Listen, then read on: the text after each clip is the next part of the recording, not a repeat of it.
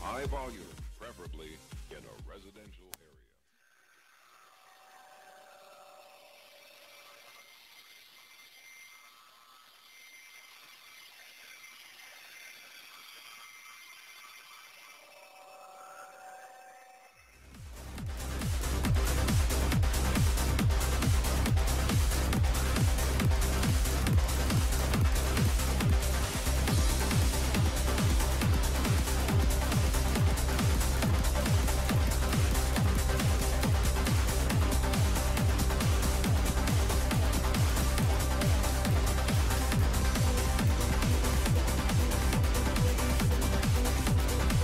That's why it's 2.5 hours tonight. We got 40 games. Cannell got to talk 40 games tonight. We need plenty of time for that. There's no question. He's going to be the MVP here. There's a lot of don't get carried away. big board. In case you guys missed the Heisman, it was quite a night in New York City.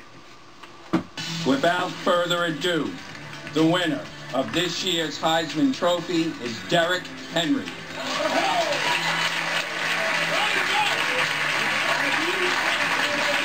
As Joey mentioned earlier, Derrick Henry setting the SEC single-season rushing mark, eclipsing Herschel Walker's record. Just under 2,000 yards he had for the Alabama Crimson Tide. You see him being congratulated there by Chris Fowler last night in New York City. Tom Rinaldi catching up with Henry.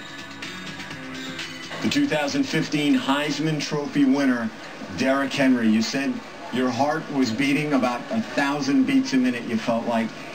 What was the moment like, Derrick, when you heard your name called? My heart was beating so fast, I thought I was going to have a heart attack, man. And I was just so nervous, but I'm thankful. And in the speech, I forgot to thank more people because I was so nervous. But I hope I get the opportunity right here to thank them. Anyone who spends time around you knows how humble you are and how quiet you are. Yet, you got up there and you were so appreciative and thankful. Who did you most want to thank, Derrick? Just want to thank God. He's been so good in my life and has blessed me so much tremendously. And I'm just so thankful. I'm just so honored to be here. And this Heisman Trophy, man, is just a dream come true. God is so good. We talked about it earlier. You used to play a video game, NCAA college football, and your goal when you played the video game was to win the Heisman Trophy. Yes, sir. What was the moment like, Derrick, just prior to hearing the announcement of the winner? Man, it was unbelievable, man. I was about to fall out my chair, but I was so happy, man. Like I said, man, it's just an honor to be here and to spend time with the people that love you and support you, and for the Heisman to bring us out here for this great experience. And these great two athletes that were up here with me, man. I'll be praying for them and wishing them much success. Mark Ingram's Heisman Trophy is out on display in the football building in Tuscaloosa. You pass by it all the time, I'm sure. Now, there will be another. Derrick Henry, the winner of the 2015 Heisman Trophy. Congratulations, Thank you, appreciate it. All right, Tom, good stuff from you. Appreciate that. Certainly, Derrick Henry had a remarkable season. You were talking earlier about Leonard Fournette, the fact that too often he was running laterally. With Derrick Henry, that dude was only going one way, and that was to the end zone. I don't think Nick Saban's going to let too many run long sweeps with Derrick Henry. And as we look at the tape of what he's able to do and run, what's so impressive is the size-speed combination. He has great vision. The offensive line, as I studied them this year, they're good. They're not great. They're very scrappy. And he has, one thing I was watching is how long his arms are. Joey, he's just able to push guys away from him all the time. Yeah, not just put the arm out there, not just put his hand on you, but you mentioned it, the strength to push you away. The 243 pounds, he's needed every pound of it. He's carried the ball so many times going down the stretch for this Alabama offense, and people know he has to get the ball. He carries their offense, and he opens things up, and he allows for Coker to make plays later in the game because he is beating the crap out of defenses. You don't talk about between the tackles. Not only do you have to deal with the offensive line, but right after they get out the way, here comes Derrick Henry at 243 pounds running through people. And you've seen defensive backs try to get out of the way. They don't want to tackle anyhow, but how about 243 pounds of Derrick Henry coming at you, full steam ahead, full speed with the stiff arm? There's nothing that these defensive backs can do. You know, and Lane Kiffin's always been kind of a punching bag, but I think it's about time we start giving him some credit for how good he is as an offensive coach. This was an offense that was a bit lost against Ole Miss. They found something. The receivers got better play action. It's been impressive. Yeah, started Cooper Bateman in that game. After that, Jacob Coker really seemed to kind of take ownership of the quarterback job, and it helps. And you got Derrick Henry in the backfield. Only the second Alabama player to win the Heisman. The other one was Mark Ingram. That was back in 2009. Here's how Alabama got here. You got a couple of teams that have playoff aspirations. Alabama has playoff expectations. I don't see Alabama being in the Final Four. I think they're getting overlooked. They're not going to be able to just line up and run the football against this Wisconsin defense and be able to get out of there with a win. You would expect number 2 to get the football. Doesn't mean you can stop him. Henry breaking free, heading to the end zone. Touchdown, Alabama. A burst up the middle. Derrick Henry, his second touchdown tonight. So Alabama overpowers Wisconsin with the running game. They want revenge, urgency, redemption, whatever it might be. And the ball comes out. The Rebels say they have it. Yes! Oh, man! Disaster for Alabama again. Desperation here into the traffic. Off his hands, into their hands. Oh, my goodness. And the Ole Miss Rebels are going to beat Bama. Is it the beginning of the end? This is a team that I think is going to have to go back to the drawing board. Alabama is no longer a great team. If it was up to you, we're 6 foot under already. We're dead and buried and gone. Gone. This Alabama team has the talent to win their football games no matter who they play. Looking for the deep ball. He's got him on the fly. Touchdown, Alabama. Quarterback punch. Throws intercepted, Alabama. To the 15-10. 5. Touchdown. If you made a case to me that Alabama's the best team in the country, I could not refute. He's got running room. He's going to get his touchdown. Touchdown, Derrick Henry. The best program in the country besides this P-Town. Ball down time. Gone. Quite the wild ride there for the Alabama Crimson Tide. We continue here in Capital One Bowl Main. Danny Cannell in just a second with Joey Galloway, Ed Cunningham. I'm Adnan Burke. Let's take a look, certainly, this Cotton Bowl and all the drama with which it presents itself. The Goodyear Cotton Bowl. Michigan State, Big Ten champions, won 4 straight bowl appearances, taking on mighty Bama, who won the SEC, 12th straight bowl appearance, and the importance of Connor Cook and Ed, how he's going to have to try to avoid that Bama pressure. We had Michigan State against Indiana, and Indiana was able to pressure Cook all day long.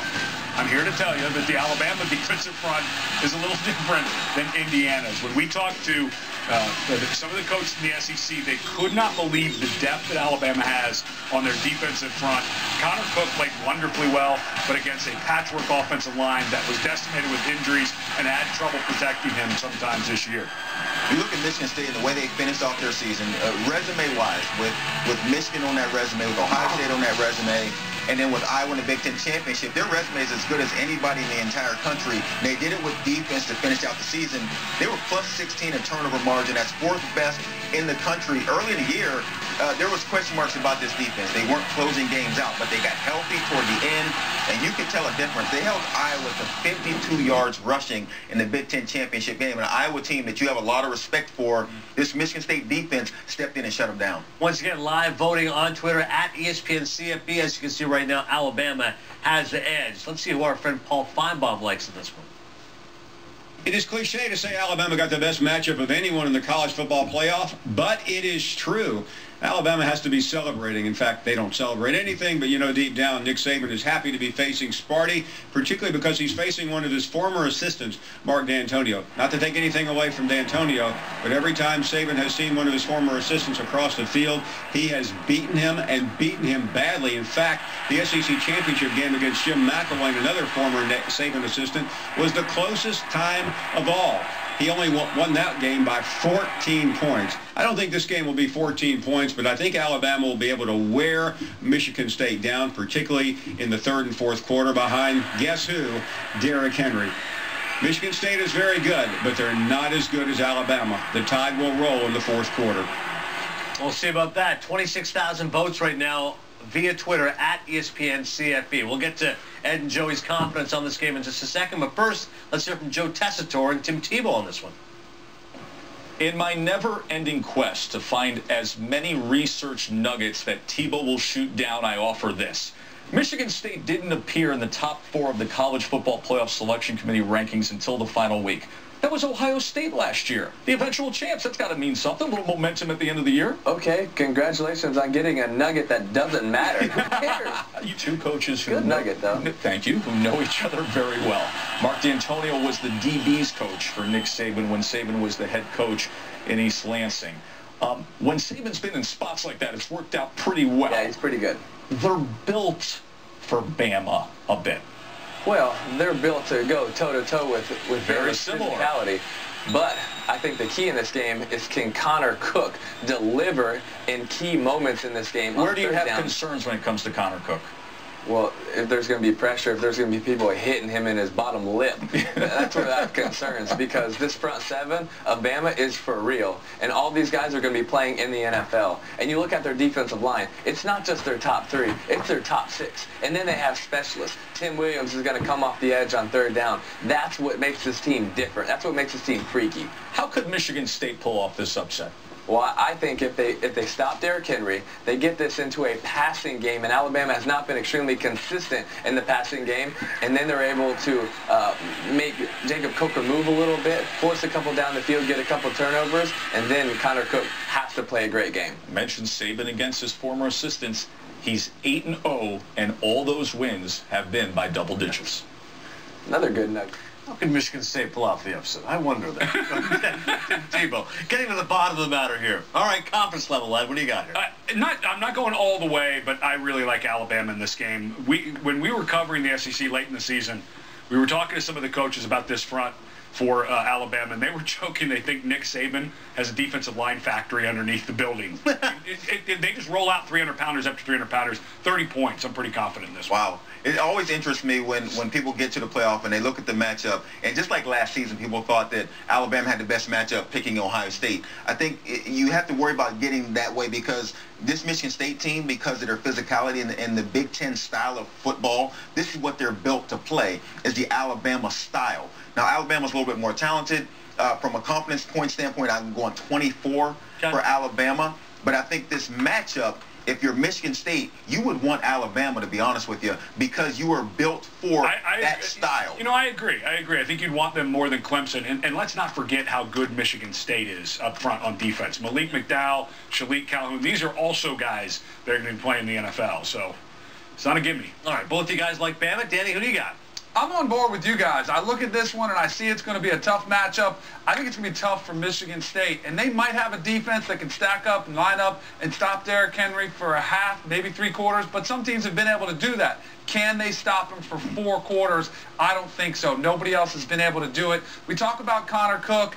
I don't know how his health is going to be. He's trying to get his shoulder back to full health. Hopefully the off time will get him a chance to get healthy. But he better speed up that clock in his head that goes off in every quarterback's head, and it better speed up, and he better get it out, because if not, it's going to be a long day.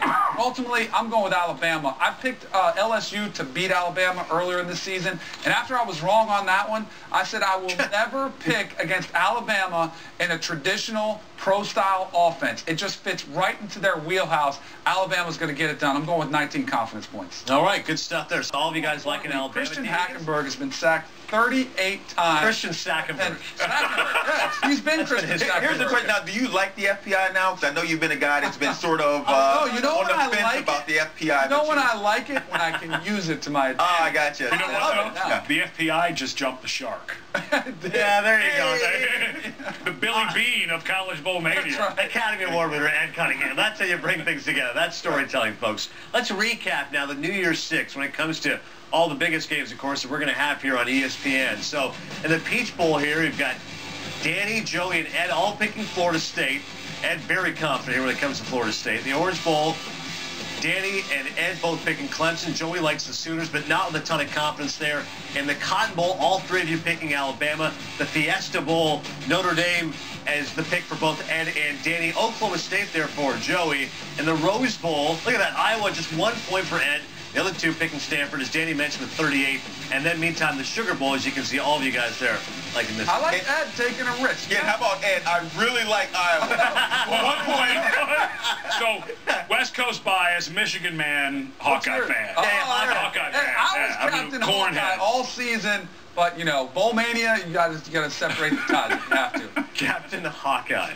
All right, when it comes to the national championship, certainly you guys gave your picks as to who you like to get there. But national championship overall, who do you like to win it all? Again, I look at the team with the best resume, who's got it done, who's built to beat all kinds of teams, not just one kind of team. And I look at the Clemson Tigers. I'm with you. Team of Destiny, Dabo Swinney. I love he brings this infectious enthusiasm to the team. You see the celebrations. You see the yelling. The players gravitate towards that. They play loose. I think they're going to win it. You know, I wasn't a buyer on Dabo Swinney when they first hired him. I wasn't buying the hype. He's always selling. He's always kind of pushing the message. But I've been around that program a lot the last 3 or 4 years. It's really impressive what they've done. And his enthusiasm, it really does infect that whole building. And again, I go back to what they're doing on defense. It's a factory there. It's unbelievable how good they are given what they lost last year. So both of you guys like Clemson to win the national championship. Clemson. Joey, if you like a defensive factory, Alabama has the best defense in the entire country. You talk about what they're built to stop. Coming into the season, the question was, how would their secondary play?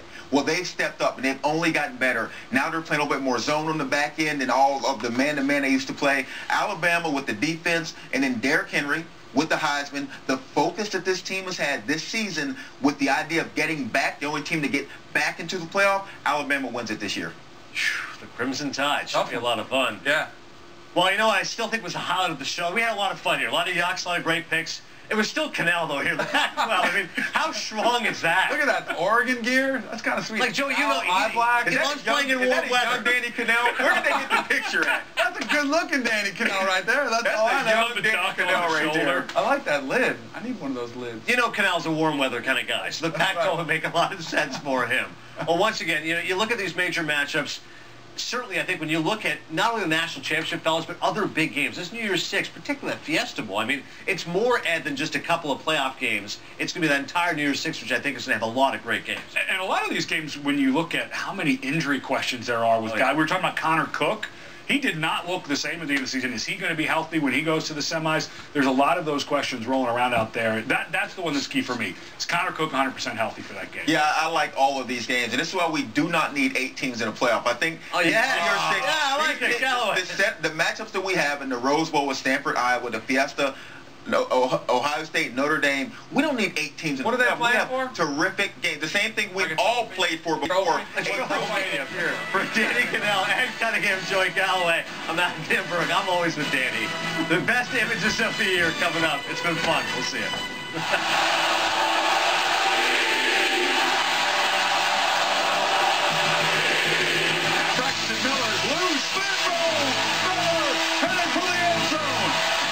It out down the middle of the field. Pinned against the defender's back. That is utterly incredible.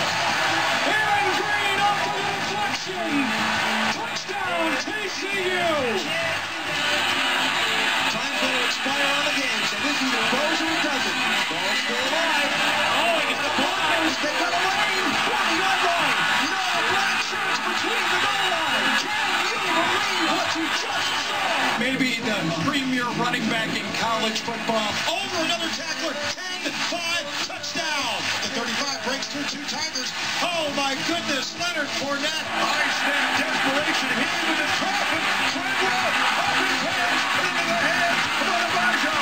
Touchdown for the Rebels. Sometimes you run your course, you've had your run, and it's ready to pass it to the next guy. Frank Beamer announced his retirement.